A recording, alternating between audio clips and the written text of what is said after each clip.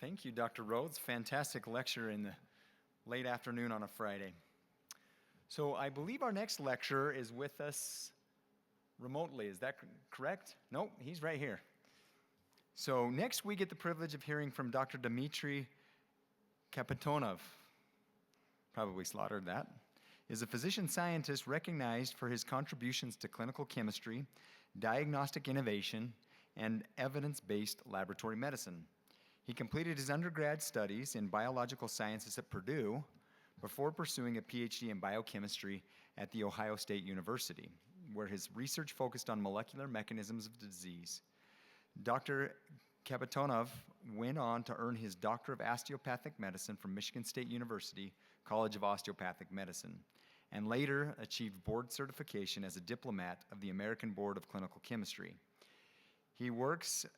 His work integrates clinical expertise with laboratory science to advance diagnostic accuracy, quality systems, and patient-centered laboratory operations.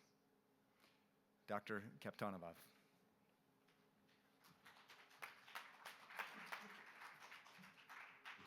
Thank you. Okay, so let's just check microphone. Microphone is working. And introduction. So yeah, it's just a bunch of titles and whatever else. What's important to this presentation is certified depression counselor, mental wellness coach, and certified professional counselor. Let's see.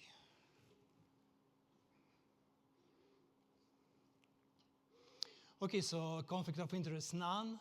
Disclaimers. Now, objective for today is to define issue problem, overview current non-pharmacologic modalities, and then we proceed to a workshop after overview of neuroscience behind anxiety and depression. Now, it's a workshop, so I like to do some interaction. So what do you think is the main problem in our society? Just feel free to shout. Huh? Okay, let's try multiple choice. Who thinks it's fear? Anger, hate, anxiety, depression, lack of motivation, how about that? Social isolation, obesity, burnout, all of the above, so some degree of negative affectivity. And I'll give you a scenario. So imagine yourself being a resident in psychiatric clinic and you've just been shouted by your third patient. You are stressed, you are barely holding back tears, you emotionally exhausted, and you don't want to see the next patient because you're afraid they're gonna do just the same. So you have about 1 or 2 minutes to bring your emotion from like -40 to +20. Question is, what do you do? And we will discuss it after this presentation. So anxiety and fear-related disorders, these are all thought patterns affecting like a big number of population, like 40 million adults, 20%, especially teenagers and young adolescents, reporting up to 60%. Loneliness affects about half of the population. Burnout. So burnout, importantly, is in the medical industry. This is like sector of economy. Up to 76%, 76.8% report burnout. Burnout defined as emotional exhaustion. You cannot just bring emotion, bring motivation to go to your next step. Depression, 21 million adults, so 88.3% of American population, more in females than males. Worldwide, again, huge problem. So about 900,000, so roughly 1 billion people, 1 in 4 people will be affected by mental illness at some point of their life. 14% of all deaths on some degree linked to a mental disorder. And prevalence is only increases. Again, the data from Statista, so this is a depression rate, roughly 30%, increasing steadily. Okay, you see a spike around COVID time due to social isolation. And this is the map, suicide map. I actually think you put my old presentation and not the one from the hard drive, but I mean, it's okay, I'll go through it. So question. So 80% of problem in entity come from depressed people with plenty of time. Because it's just pure speculation. So what do you think? Do you think it's true? Do you think it's false? Plenty of problem in society comes from depressed people with plenty of time on their hand. So there is the concept of emotional amplification. So what it is that people pick up on emotion of other people. So in business, it's a known concept of amplifiers versus diminishing amplifiers. They bring energy to the team. They excite. They share their vision, as opposed to diminishers always find the problem with their team. So one is excited, the other one is depressed. So depressed people. So who would be the most? Who would be perceived as an enemy of depressed person? What would be somebody who is happy? Why? Because if I'm depressed, I'm undepressed, I'm kind of normal. It kind of becomes a new norm. It's again 50% of the population is like we are getting to the point where 50% of the population experience some form of depression, be it an anxiety or burnout. As opposed to amplifiers, again, it's just the best way to increase your happiness is by sharing it. So amplifiers versus diminishing, and it's seen a lot in the business sphere or among any social group. So what do we do? In non-pharmacologic areas, there are about 255 modalities, like therapeutic modalities, so roughly classified by core philosophy and split into categories: cognitive and behavioral, psychodynamic, humanistic, systemic, family, some other centers. So what we're going to focus today is very close to somatic experiencing. Difference is addressing different part of somatic sensation, and also what do we do about it. Now, overview, so what brain does, how brain works, to what degree. So we have this old brain that evolutionary, some of it are in fishes, so the green line basically olfactory bulb linked to hippocampus, linked to pituitary, to neocortex, which is a relatively recent development. But importantly, the old brain, the central brain, so this is like the lizard brain, is about 500 million years old, so 500 million years old. If we compare it with the human speech is only about 135,000 years old. So to put it in perspective, if old lizard brain, so this is our paleocortex, archaeocortex, equivalent to a 100-year-old person, then the speech equivalent to about 10 days old newborn. And the question is, how is this newly developed tool, speech, controls our old brain? And it's probably to the same degree how this 10-year-old will control behavior of great-great-grandpa. You know, if you whine long enough, if you cry long enough, yeah, maybe you'll get what you want, but this is not the primary mechanism controlling our old brain. And what is in our old brain? So these are important centers. So, there is no laser pointer, okay. Okay, so the center of addictions, for example, the major neurotransmitters in this archaic brain would be dopamine. So again, participates in motivation, in pleasure.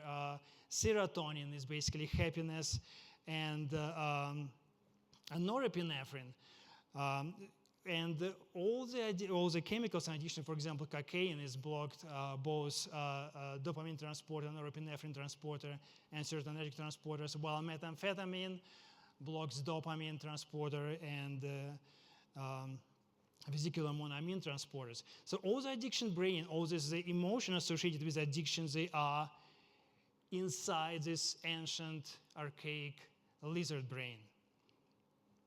Importantly, amygdala. So amygdala, in relationship to hippocampus, is like slightly anterior and a little bit medial, but is the center of our emotional memory. So, and the reason why it's closely related to hippocampus, so arguably the reason why in evolution we remember anything because it has some emotional consequences. So amygdala has this pathway called stria terminalis that drives right through hippocampus, and this is what dictates to hippocampus what memories to form. So what's important, what is not.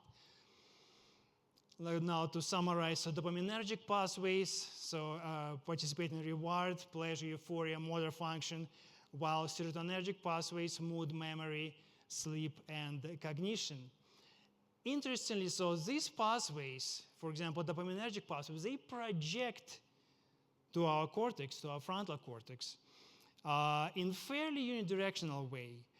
So similarly, norepinephrine does same projections from locus coeruleus. Dopamine is produced by ventral tegmental area and released at nucleus accumbens. This is what could be perceived as your mindset, and what's known in literature as manifestation, or another term like produced vibration, which essentially refers to the same phenomena. It's emotional projection of our frontal cortex. It's the way how we perceive words. So it's not going to change reality. It's only going to affect how we perceive and interpret it.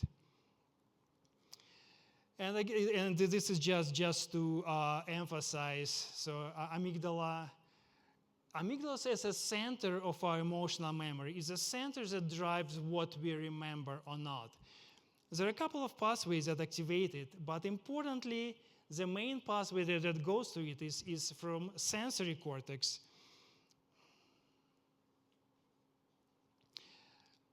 So if you think about it, where do emotions come from? So like whoever got like newborn knows waking up or remembers waking up at night every 2 hours. So newborns, they don't have a thought. They don't have particular visual association, but what they do, they have sensorium. So they're unhappy something, they feel uncomfortable, they cry. So there is emotion directly linked to sensorium, as opposed to they're content, they're swaddled, and they're happy. So this emotional memory is primarily driven by both in evolution and there is an old concept that we recapitulate all our evolutionary ancestry in our own development. And the significance is that initially we are driven by all our archaic brain. So this is your emotions that driven by your sensorium. Amygdala, so this your emotional center, it's not just a single center. And it is kind of known as flight or fight center, but that's not true. It's just a center for all strong emotion. And in humans, there are up to 13 nuclei that are identified. In other animals, we can easily just discern like 3 nuclei. So importantly, one of these nuclei, so the basolateral complex, is highly developed in social animal or cooperative breeders. So cooperative breeders are animals that help members of a family to raise kids that are not their own. So it's kind of like sacrificing behavior for the well-being of the tribe or a family. And domesticated animals, they demonstrate same patterns, that this basolateral complex is highly developed as opposed to central complex, which is like flight or fight, more developed in animals that are, like for example, common shrew. Basically, you see something big, you run. You see some movement, you run. This is how you survive. So this is typical flight or fight. So there is possibly a center of amygdala responsible for positive emotions or perception of positive emotion, and a center responsible for negative, like your fear, your flight or fight reaction. So VTA, ventral tegmental area, is the one that produces dopamine. This is your motivation neurotransmitter, so to speak. And locus coeruleus, which is producing your norepinephrine, so this is your alertness neurotransmitter. There is a high variability of how these centers connect to other centers. For example, highly connected in one individual, less connected in another individual. So could it just, all this variation in connection is basically demonstration of neuroplasticity. So we could practice and we could establish more and more connections. which would essentially be driving our personalities. Now, speaking of like positive modalities, okay, so you are stressed, so what do you do? Affirmation is a kind of one of the popular modalities, and problem with affirmation is, okay, this is modality, this is your speech, and the effect of speech on your emotion is fairly limited. For example, if anyone can think of a single word that makes you like happy or excited, personally, I don't know such a word. So excitement, the emotions are not driven by your linguistic, by your speech. It's driven by different parts of the brain. And similarly, there is no shortage of affirmation. Honestly, if they will be working great, you probably need like 2 or 3. But now we're up to like 300 and probably 500, 100. So there is no shortage of ineffective modalities. And again, this is just a Buddhist drum from Lamaism. It's just the way how these monks essentially automated prayer. You just spin a drum, and as good as if you prayed. Now argument is, what about neuro-linguistic programming? So, which is a modality that's supposed to, okay, some words have more power than the other on you. And again, NLP was derived by psychologists and psychology students by observing highly popular and effective therapies, one from Gestalt, one from systemic family therapy, and one from hypnotherapy. But the question is whether specifically focused on the verbal and linguistic aspect of the therapy. So the question is, how much of nonverbal communications did they miss? It comes to mind the famous quote from Dale Carnegie: 2 men looked out from prison bars. One saw the mud, the other saw stars. It's the same as we talked before about mindset. So what drives your attention of one person to the mud, the other one to the stars? I mean, arguably, one may be serving longer sentence, but in this context, it's just if you are depressed, you tend to look at things that are depressing you. If you are happy, you're looking at things that make you happy. It's just the emotional amplification. Now, for simplicity, all the emotions basically could be just put on a simple emotional scale from -100 to +100 without bothering to define what emotion you are experiencing. You know at any point where you are at. Are you at +10, maybe 0, maybe like +40 if you're like kind of a little bit excited? So this is kind of comes handy. Now let's do this. So you all heard about abundance mentality and scarcity mentality. So what is the primary emotion behind scarcity mentality? Just shout. Fear, exactly. Fear to lose whatever little I have. Why? Because what if I lose it? What am I going to be without this little thing that I need? It's like, what am I now? How could it be? And if I lose, where are you going to be? You're going to drop from fear right into panic. People don't make good decisions in panic because your brain just shoots everywhere. Just, oh my God, oh my God, oh my God. It's like, where is the sin? I need it. So this is the scarcity mentality. What is the emotion behind abundance mentality? Shout. You all know it. How about joy? Why is it abundance mentality? Because if I make this decision, I experience joy. Or if I make this decision, I still experience joy. That decision. So this is where abundance comes from. It's just no matter what decision I make, I still be emotionally correct. I suppose emotionally happy, emotionally, let's say, +40. As opposed to, oh my God, I lost my little precious thing. What am I now? Similarly, so abundance mentality is a growth mindset because I can do this way, I can do this way, I am growing, I am moving, I am developing, as opposed to fixed mindset. What is your mindset is fixed on? It's fixed on this little sin, precious sin that you should not be losing, because if I lose it, what am I now? So this is just a basic abundance mentality, leads to growth mindset, and is so driven by your emotions, in this case of joy, or excitement, or whatever else. It's just like the positive spectrum as opposed to scarcity mentality, fixed mindset. All I'm doing, I'm fixed on these things that I should not be losing because otherwise something bad gonna happen. Now, onto the workshop. So my role in this workshop, I'll guide you through developing brief excitatory intervention by helping you to distill and apply what you already know. I'm not going to introduce any new concept. I'm not going to tell you anything that you already don't know. It's that just sometimes you know things, but you don't practice. Now, day to day, like, you start in the morning, you kind of like, had a nice sleep. There is a nice sun outside, birds, green grass. You're probably at +20. Then, things start happening. You may be dropping about to zero, but essentially throughout the day, typically, most of us, we would be sort of bubbling around zero. Sometimes, you start, let's say, +20, but then bad news start accumulating. You are dropping and just keep on dropping. Another bad news. Ooh, there is a lunchtime, so there is a kind of spike up. And then, after lunch, more bad news, and dinner time, another spike up. Oh my goodness, then you're watching the news and you're dropping like another 20. So, well, you're going to bed, you have a nice sleep, you're waking up rested, so your emotions are, kind of back to 20.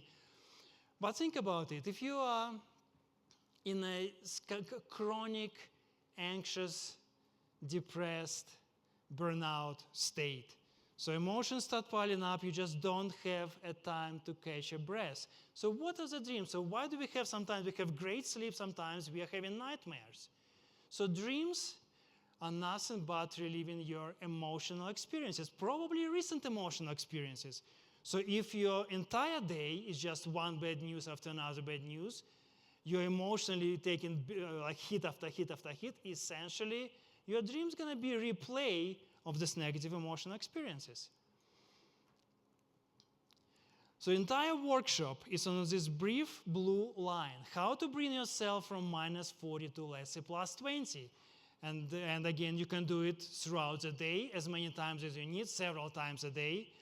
And all of it takes about 30 seconds. Now, the workshop. So just close your eyes for like a minute. And think of the happiest moment in your life. And I'm talking about like that happy. Like jumping with joy happy. Like, yes, I did it. Like something that would make you jump happy. Or maybe like this happy.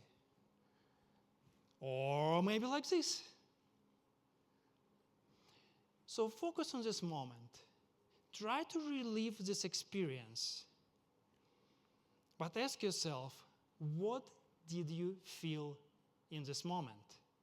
What was your physical sensation in this moment? Try to define it for yourself.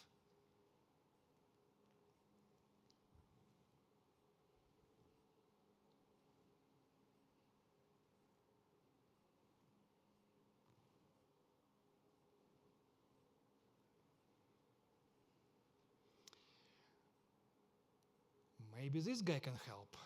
It goes electric wavy when I turn it on.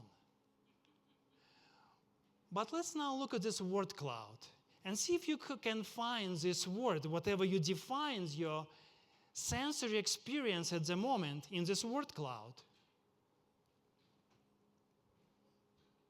So tingling, spark, electric, surge, radiating, jolt, rush. Am I anywhere close? Can somebody experience something that's not in this word cloud? Can you shout it? And, Confidence is not a physiology. Confidence is your emotion. You are grounded. You know everything's going to be okay. But it's, you see, like the key is to see yourself like here. He's not a confident. He's excited. He's just exhilarated. So this is just the level of emotion I want you to define for yourself.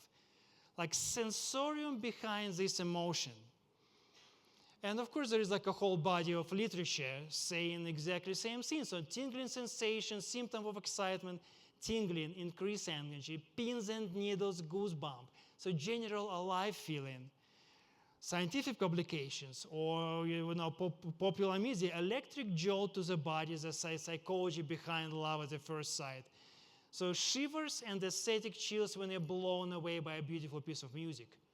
So this is the sensorium. This is basically sensorium of happiness. Now, if you just close your eyes again for a minute and just try to experience this sensation during like the happiest, most joyful time of your life. I just want you to feel it, because later on we're going to compare it to some other. Just close your eyes and relive this moment. But focus on this sensation, on these feelings.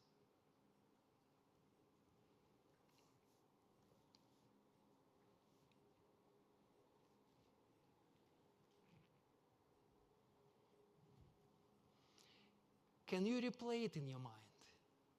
Can you relive and re-feel these sensations? Now, we talked briefly about like sleep and dreams. So, do all mammals sleep? So the answer is yes. So all mammals experience dream. Even lizards, they have exactly same patterns of sleep. But what do they experience in their sleep, in their dreams? So this is reliving emotional experiences. So your day is happy, you'll have happy dreams. You'll have a nice sleep. Your day is a nightmare, nightmare continues into your sleep. And interesting, even fish. So even fish, they exhibit this pattern of behavior when, for example, you put a fish with a sucker fish to clean up the parasite of their scales. So then, when the sucker fish is removed, this fish goes back looking, hey, who's going to give me this body massage?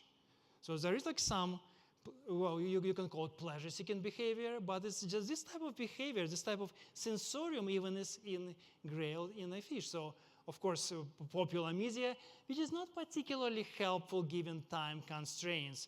For example, Peter Sage, okay, so call your friend let him tell a joke, and if you're low on energy, get a coffee. Not particularly helpful. Stop paying attention to bad news. Start paying attention to good. I mean, as a physician, what, you're gonna stop paying attention to bad diagnosis and start paying attention? Some of them are impractical. Most of them are impractical, given the time constraints. So Tony Robbins, just change your physiology, body movement. And there is a whole concept of gratefulness. Sure, gratefulness, yeah, it will make you feel a little bit warmer, but it kind of brings you up by probably about 10 points. Arthur Brooks, so you need faith, family, friendship, and your work. The whole area of vibration comes from behavioral kinesiology. So David Hawkins is the author.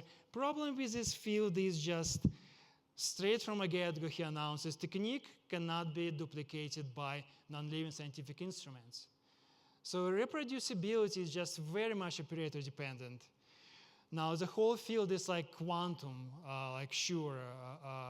quantum energy, and the solution apparently is to increase your vibration. It's just what is solution to your unhappiness? Well, increase your happiness, which is not helpful because it doesn't specify how. And the whole area of a mindset. So sure, like breathe peace, breathe light. So mindset is a fantastic technique to finish your day with. Like, when you cover you with a blanket, turn off the light, you can practice your meditation, and then end up on a zero to go to bed. The whole area about vagus nerve stimulation, given that, yes, when you are in a panic attack, your breathing is like, so controlling your breath, surely it will help to get you out of this panic state. It's not going to bring you like to plus 20. And then a lot of psychotherapy, a lot of other techniques, specifically Qigong. Qigong, because Qi is basically energy. So this is one modality that pretty much puts the energy in the title, how to increase your energy while practice Qigong. Apart from that modality, does all the Qigong is, so these are most popular videos, all this is just mouth stretching exercise, inhale, exhale, which is not particularly helpful. So mindfulness, again, most popular video, millions of views, all this experience weightlessness, sensation of air moving, turn off your mind. So you are experiencing like zero emotion for as long as you practice the mindfulness. Beautiful music, like the beautiful pictures. Yeah, as long as you're looking at it. So you are probably experiencing it somewhere around zero. Now Qigong, again, happiness, energy, tingling. So Now, basically, some exercises. Rule number 1, select safe area to practice. Always be aware of your surrounding. Safety first, don't practice while driving, crossing street. Always be aware of your surrounding. Find safe area. Well, let's do a system check. Just for one brief second, with a finger of one hand, touch the other hand. Like for a brief second, remove, done. Olfactory sensation. So before we go there, this is the tools to estimate your baseline. So get 2 is how many times you're experiencing a feeling of nervousness, anxious, or on edge, not be able to stop or controlling worrying. Get 7 is slightly more expanded area. Basically, to compare all the techniques, all the modalities, therapeutic modalities, all it is just on the scale from plus 100 to minus 100, you all know what you feel at the moment. So grade yourself before, during, shortly after practice, and a while after practice. So to put all this practice, to put all these modalities on the same scale for comparison. Now, what I wanted to do, I'll show you a set of images. You look at the image, you close your eyes, and you try to reproduce taste or smell of the object on a screen, briefly. Then I'll say next, you open your eyes, and you do the same for the next object. So close your eyes, reproduce taste or smell.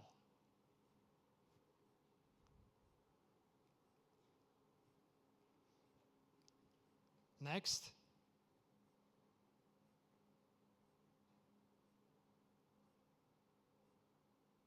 Next.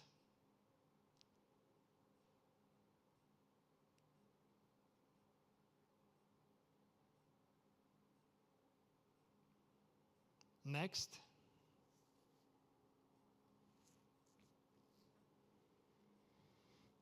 And the final.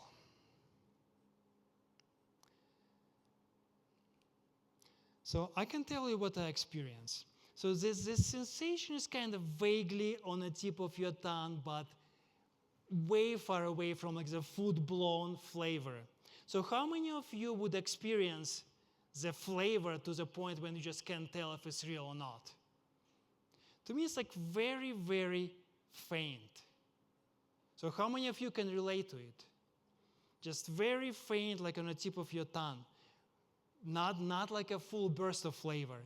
At the same time, if you put a mask on and somebody puts the very same fruits on your tongue, you can instantly tell what it is. So it's not that you don't remember it. So memory is perfectly there. You can instantly identify it. Is there just access to the memory? Why? Because we don't practice it. Now, remember this lemon bar we just had for lunch? Notice that try to recall the flavor of it. Notice the sensation is a little bit stronger. Yeah, it's a little bit like powdery sugar on top, kind of put it a little bit over the edge, making it like too sweet. Why? Because this event took place like 2 hours ago, so you can recall your sensation shortly after. Now, briefly close your eyes and try to recall, where did you touch your hand with a finger? Did you touch a tendon? Was your finger cold? Was it soft sensation? Was it warm sensation? Would you agree that you can position the area of the touch like pretty accurately? And you could replace the sensation of the touch. So because it's the sensorium reproduced shortly after, it's very accurate. So if you take a sip of coffee, have like whatever dessert or fruits, 10 minutes later you can still taste this coffee very accurately. Same goes with the fruit. So sensorium reproduced very accurately when repeated shortly after. So summary, short-term recall of sensory experience is almost perfect. Is that just we never practice it. No one tries to think what this fruit that I tasted for breakfast tastes like. Long-term recall of sensory experience is vague at best due to lack of practice. The key to memorization of everything is spaced repetition. Now, the topic of today's event is movement. So maybe just to stretch a little bit. So let's just do stretch of your palms. Just put your fingers back a little bit. What I want you to experience is stretch of your palmar fascia. It kind of gives us a nicely tingling sensation, slightly electric. So just your fingers. Now, put your hand to the side, straighten it up. So with the fingers up, you feel stretch now in the forearm. Put your hand a little bit back. So stretch moves from your forearm to your shoulder. And further back, when you kind of arching a little bit, now it involves your pecs. So this is a wave from your palm to your pecs. Now try to do it as a single continuous movement on inhalation. So with inhalation, so you're moving this wave from your palm all the way to your pecs. Let's do it one more time. So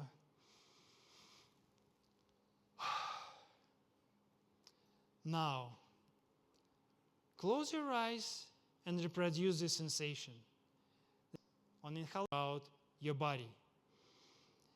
And again, if you are in a stress situation, for example, this resident that has been just yelled by a patient, if you have time, you can, and if you can go for a run, like, take 30 minutes run, excellent. If you can do yoga for like another half an hour, perfect. If you can do Tai Chi, if you can do other like modalities, great. But if you have 30 seconds to 1 minute, your options are limited. This is one of the options that is very effective. In the sense that A, it overrides your current emotional states. B, the more you practice it, the easier it is to get to recall. Just like, it's maybe hard to recall the happiest moment of your life, when you're like jumping with joy, because how many times in your life you truly experienced it? But this, you can do it like every day, many times a day, many times throughout the day, but importantly, you condition your recall. You condition recall of your sensorium.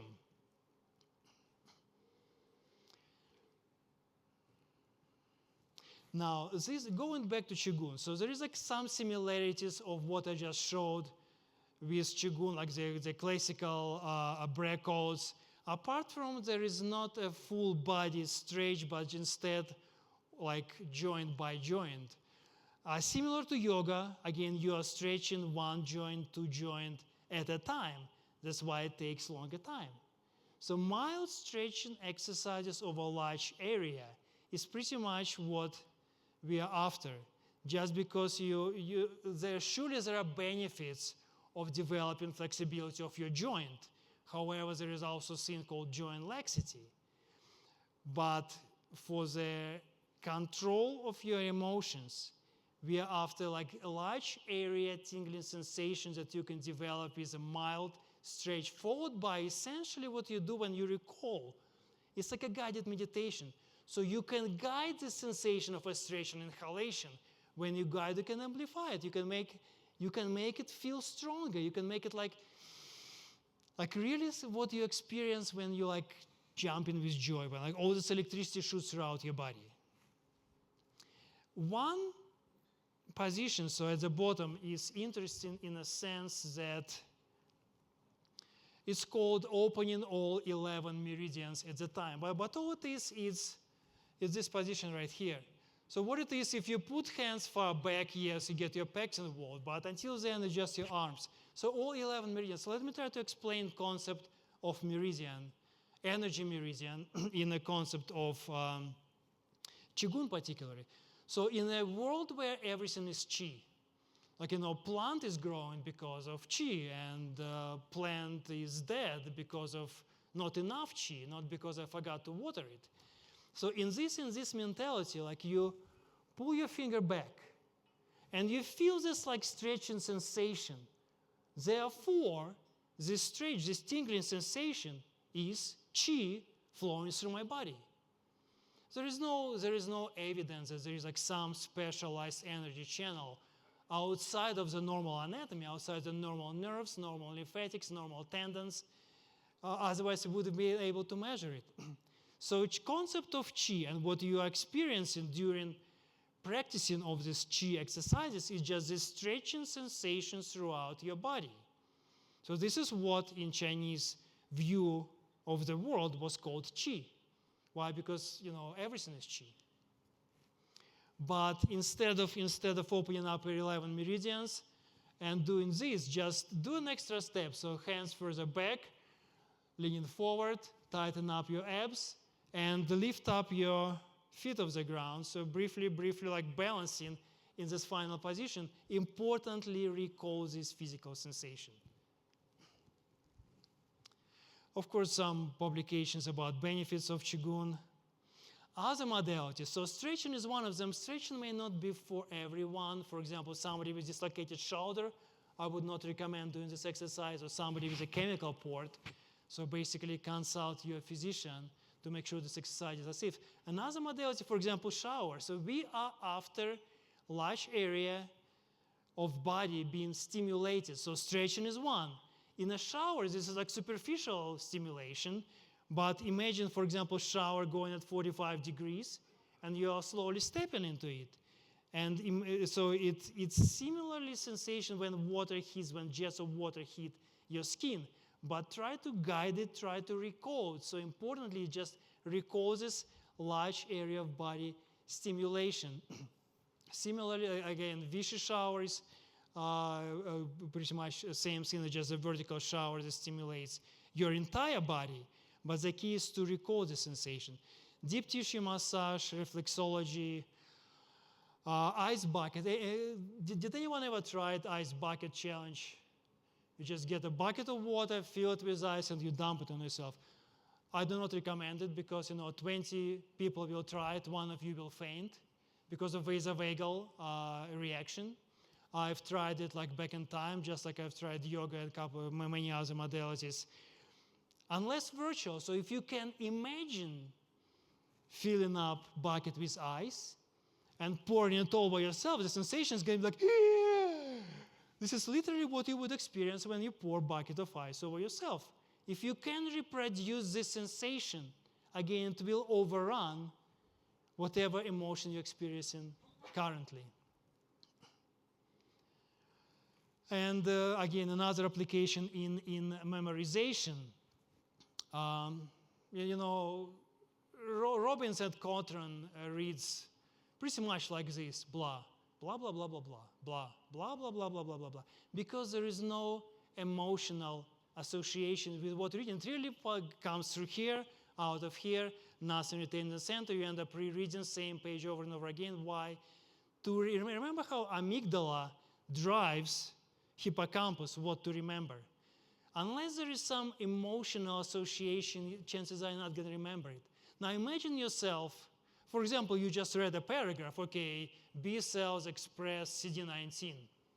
Now imagine yourself as like, B cells express CD19, oh my God, I was looking for it my entire life, now it explains everything, like all years of my research. So here's the explanation. So if you bring emotional saliency, emotional value to what you're trying to remember, you will remember it. So bringing emotion, just because your amygdala, your emotional center, drives what you're going to remember. Patient care. Can I borrow a volunteer? Like I promise I'll return volunteer safe.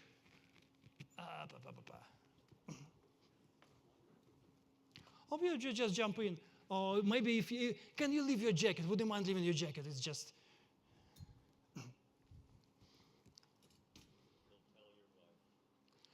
It's okay. It's basically, oh yeah, sit here. So $50, costs nothing. I'm not promoting any brands. The only brand I promote is called Cheapest. Multi-head massager, yeah, just put a head, try to relax. So what I will do, when you're inhaling, say in. When you inhale, when you exhale and say out. Face go down here? Yeah. Oh. Okay, inhale, say in.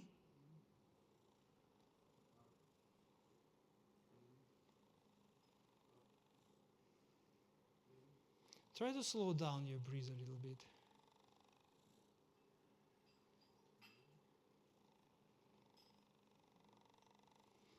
So focus on this sensation of radiating from your back throughout your body.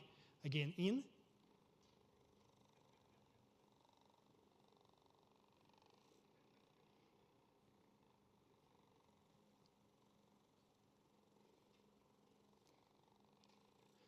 Now, next time, when you're doing in, try to recall, when you're inhaling, try to recall the sensation of energy radiating from your back throughout your body.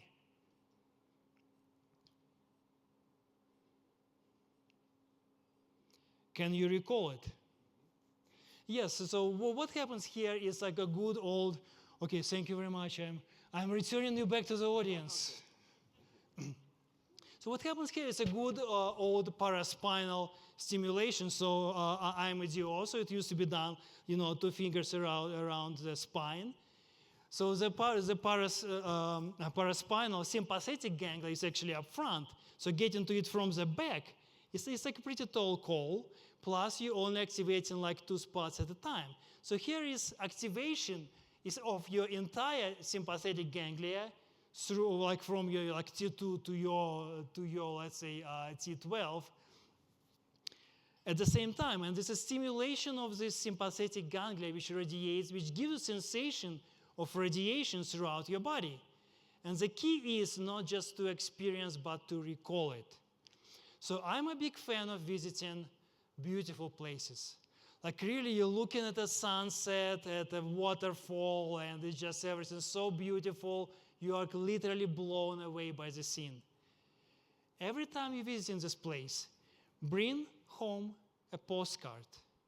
Not just the memory of location and what you saw, but your physical sensation. So the key is to recall your sensorium at the happiest moments of your life. They're not necessarily going to be every day, but your full body stretching is probably as close as you can practically get for what we are trying to achieve, which is reset your sensorium from like minus 42 plus 20 within 30 seconds. If you can stretch, stretch. If you cannot stretch, try to recall your stretching sensation. You're waking up in the morning, first thing you do, stretch, close your eyes, recall. Sometime during the day, don't do it while driving, don't do it while crossing the road.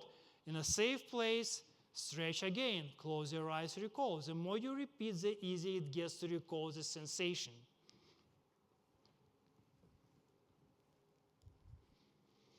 And finally, like in any stressful situation, your first question is this a cortical issue? Is it something I could overcome by studying more, reading more? Like the thing is, we are all physicians. You guys all know what to do in this situation. 99% of scenarios you're going to experience are cortical issues. There is no need for emotions to be involved, and yet they do get involved. For example, examples where it's not a cortical issue but emotional would be grief counseling. Compassionate care. You cannot practice compassionate care without taking some of the patient's pain on yourself. So with time, you're taking more and more and more pain. You're like a battery getting drained. What will help you to recharge? Stretch and recall. So summary. So realization that emotion originates from sensorium and only secondary from thoughts and visualization. So to change your emotion, meaning to change your sensorium by recall, if you cannot stretch. Simple amount of stretching exercises activate sensorium over a large area of your body, resetting your emotions. Recall of your sensorium during the stretching exercise mimics your body experience during excitement. It's very similar sensation when you're excited, exhilarated, and what you experience during this mild stretching exercise. The key is to recall. Practice the sensory recall facilitates and conditions voluntary emotional reset. So similar technique could be applied in patient care. The key is to reset. It's not what you experienced during this massage, but can you recall it? I'm pretty sure you can recall. You can still recall now the sensation. If you go home like 5 hours later, again, spaced repetition is a key to recall. Now, peak performance. So same thing, it's just bringing your energy up in top athletic situation. Because your mind give up on you before your muscles do. You just pushing. So really this inhalation, bringing up your energy to perform this particular move, be it in a basketball, whatever. I'm black belt in Taekwondo and first kyu and a couple of other styles. And if I could teach like 5 or 7 year old to break a board by just bringing the energy up. At a distance, this board is nothing but an obstacle in your life. And the key to overcome the obstacle is bringing the energy up. It's what Tony Robbins was talking about, strategy, story, state. This is how you change your state from low energy to high energy. And key to memorization is spaced repetition. Thank you very much for your attention. Please practice safely. If you need to contact me, this is my email.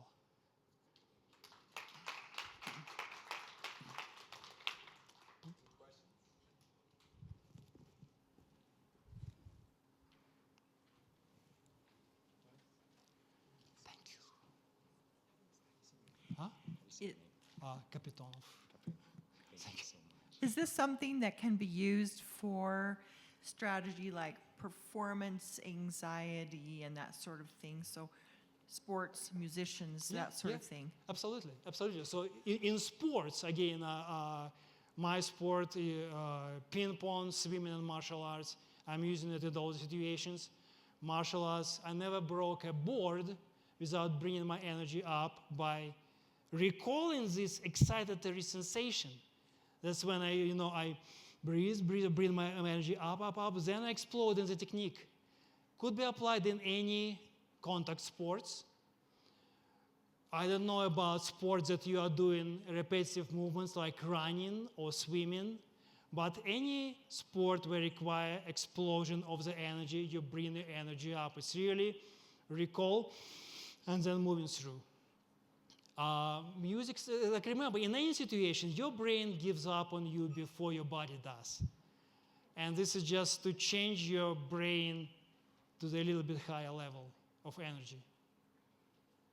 So also in energy, but in just the control of mind. So just like when people are afraid, oh my gosh, I've played it 100 times right, but this time I can't, and that brings that up then. Okay, thank you. Yeah, so remember, mindset is projections of your emotions on your cortex. To change your mindset, meaning change your emotions from negative to positive. The higher the level, the more successful you're gonna be in your next move, or in your next performance, or your next task.